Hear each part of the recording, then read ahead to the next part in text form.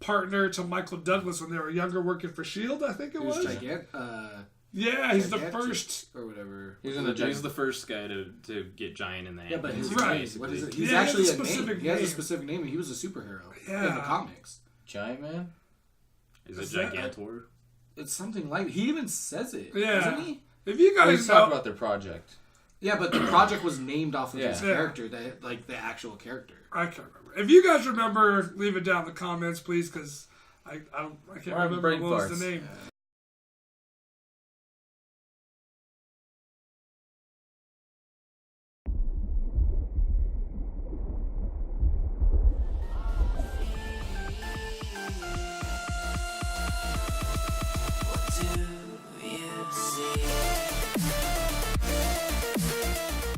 But yeah, there's a very strong father kind of like theme to this movie for sure. Yeah, I mean, everything was based upon doing everything you can for your kid. Yeah. Which, again, like JP said, it's relatable because I know he would and I would.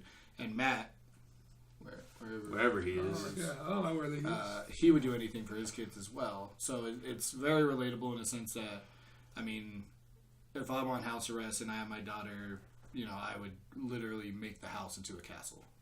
That's just how it is. But the movie itself was good. But did you guys think it was better than the first one? Yeah, I do. I agree with you on that. It was, I thought. I didn't see the first one. The only reason I went to see Ant-Man 2 is because it led into Infinity War. I just needed to see what happened. But I really did enjoy this movie. When they first brought up the whole Ant-Man, I was like, why would they make an Ant-Man movie? Like, why would they do that? Speaking of which, it's probably one of the most underrated Marvel movies. Oh, yeah. I agree. Yeah. We did our top 5 Marvel/DC lists, like for live action movies, which if you haven't seen that one, go check it out for sure. But if I would have seen this movie before, I might have put it in the top 5. It was that good, to be honest with you. Out of all the solo movies, depending on what they do in the third one, he might have either the best or the second best one, whether it's above or below Captain America to me. Mm-hmm. Oh, wow. End credit scene happens. Spoiler alert. Spoils. It's a big one. It's a huge. Or is it quantum? Good one. Thanks, buddy. Anyways, the end credit scene, we see Ant-Man and the gang. So the old Wasp, the old Ant-Man, and the new Wasp. They do save the old Wasp, by the way. Yes, that's why she's at the end. Yeah. So the old Wasp comes back. Ghost actually befriends them. She touches her head like that and heals her because she has quantum knowledge. Yeah, kind of heals her, right? She was in they're the still quantum trying realm for how long? Yeah. Forever, pretty much. Over 30 years or something The like new that. Wasp was a little girl. Yeah. So. Yeah. But then we find ourselves, they're all together and they're talking about getting more quantum energy for Ghost to keep her healthy. I'll initially save her from dying.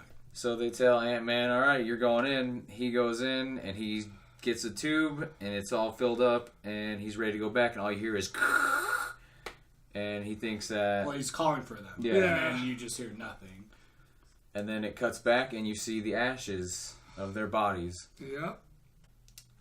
And he's stuck in the quantum realm. So, I'll start off real quick. When we watched it in theater, I instantly knew what was happening. Oh, yeah. Without, knowing a spoiler before going to the movie, because I always read to see if there is an end credit scene, just so I know to stay. And then if there is, then I just won't read anything about it. I try to stay off social media or anything that has, like, a picture of any Marvel movie that I'm watching. Just to stay away from any end credit scenes because they're all big. I mean, they're a story by themselves. Yeah. So instantly, as soon as that happened, everybody in the theater was like, "Huh? What? Huh?" Me instantly, I was like, "I know what happened." Like I already knew what happened. Yeah.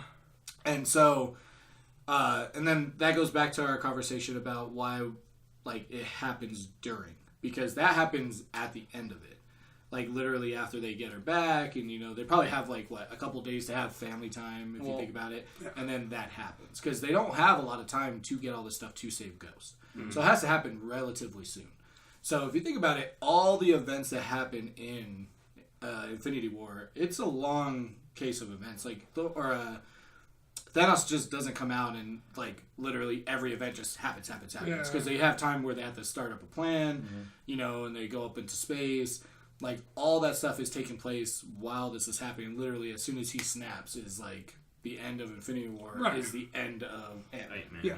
So that's why I assumed. I don't know. I'm assuming that's how it is, but I just assume that that's happening all during the events. Well, go ahead. Oh, well, I thought it would be a little bit before because in Infinity War they're destroying the big old spaceship comes down, and they didn't.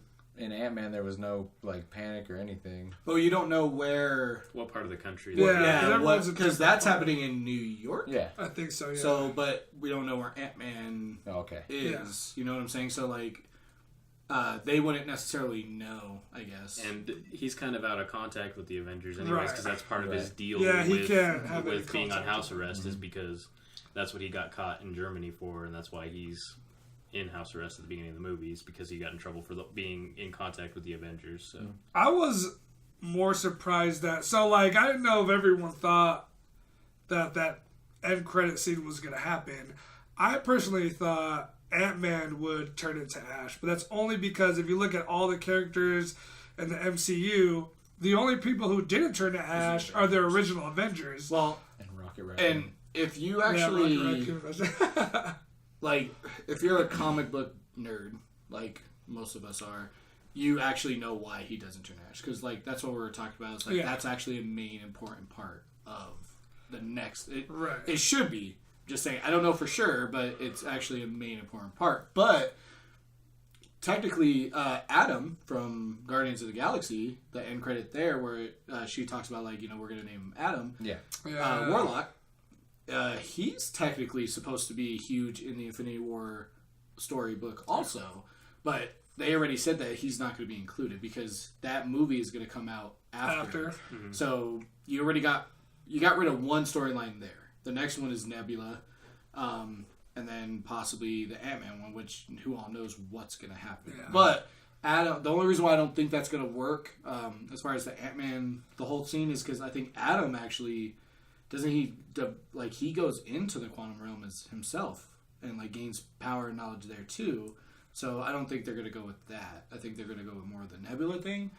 But, so it's kind of confusing of how that's all going to play into the event, or the Avengers 4, so. This is a bit late, but Morpheus's comic book hero was Goliath.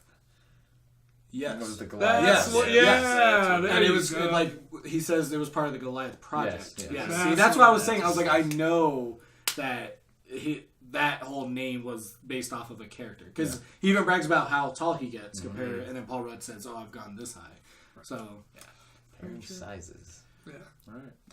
The movie was great though. I mean, really I would give it like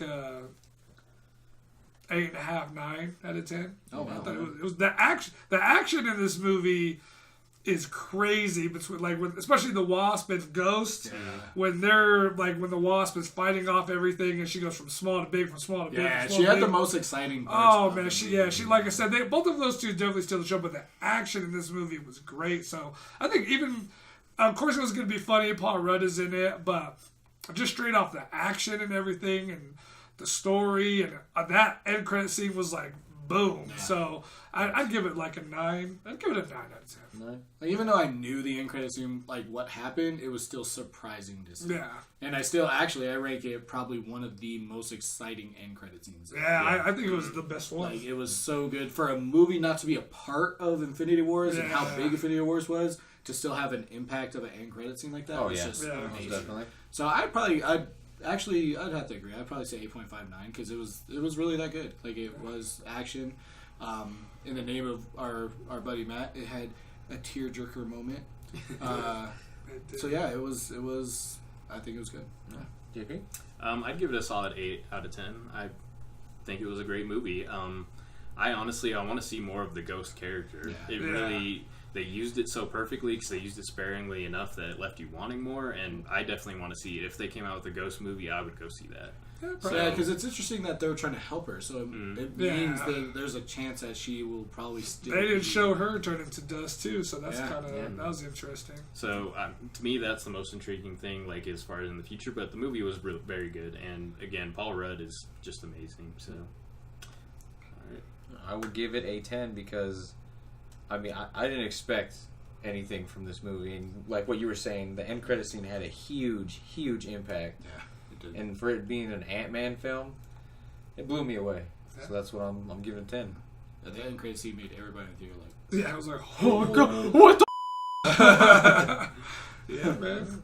It's kind of weird to end the video because that's not here. Try to say Bah!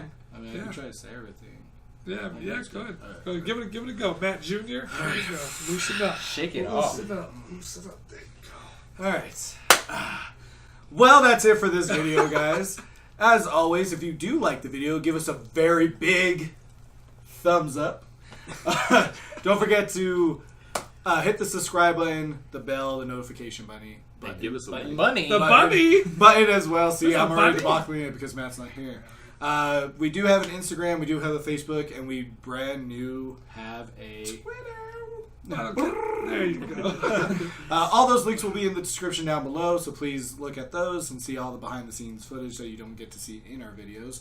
Other than that, I think it's about to go down. Yeah. Boom! Bye.